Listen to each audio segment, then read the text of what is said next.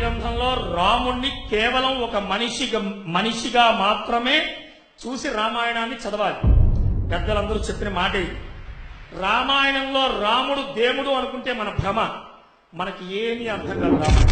నేను ఒక వేద పండితుణ్ణి.